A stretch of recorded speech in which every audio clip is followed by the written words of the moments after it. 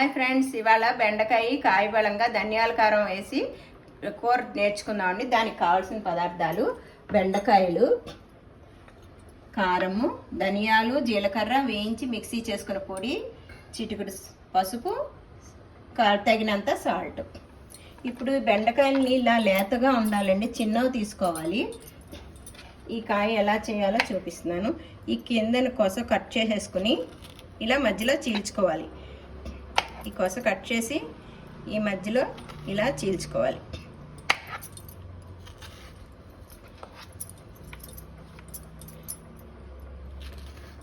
ఇప్పుడు ధనియాల కారం అంటే ఈ 2 చెంచాలు, ఈ బెండకాయలకు సరిపడను 2 చెంచాలు కారము, 2 చెంచాన్నర ధనియాలకు జీలకర్ర పొడి, తగినంత సాల్ట్, పసుపు కలుపుకున్నది పొడి.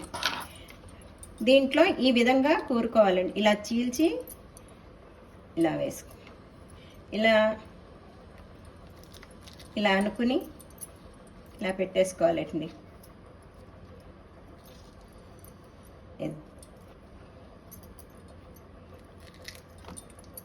ఈ విధంగా మొత్తం ఇలా పొడుగ్గా ఇక్కడ దాకా చీల్చకూడదు, ఇక్కడి నుంచి ఇక్కడ దాకా చీల్చుకోవాలి జాగ్రత్తగా. ఇప్పుడు ఇదిగోండి రెడీ చేసుకున్నాను. నూనె వేయాలి. ఒక 5-6 చెంచాలు బాగా పడుతుంది. ఇలా వేసుకొని వేడెక్కింది నూనె ముందుగానే పెట్టుకున్నాను. ఈ కాయల బలంగా ఇలా వేసేసుకోవాలి.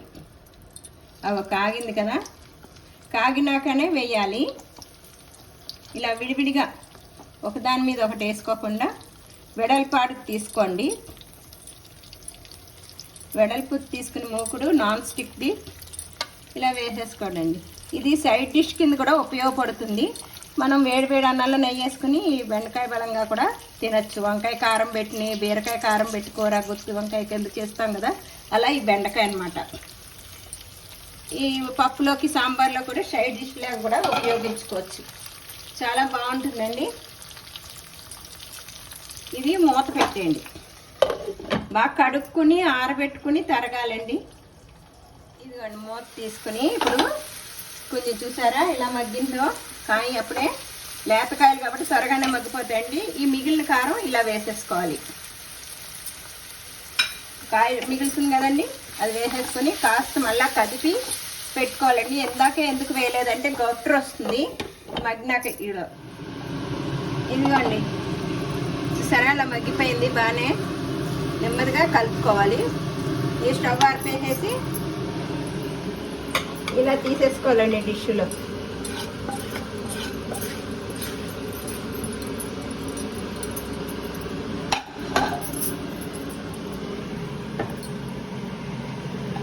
ఇదండి బెండకాయ కాయ బలంగా వేపుడు. లైక్ చేయండి, షేర్ చేయండి, సబ్స్క్రైబ్ చేయండి. Thank you.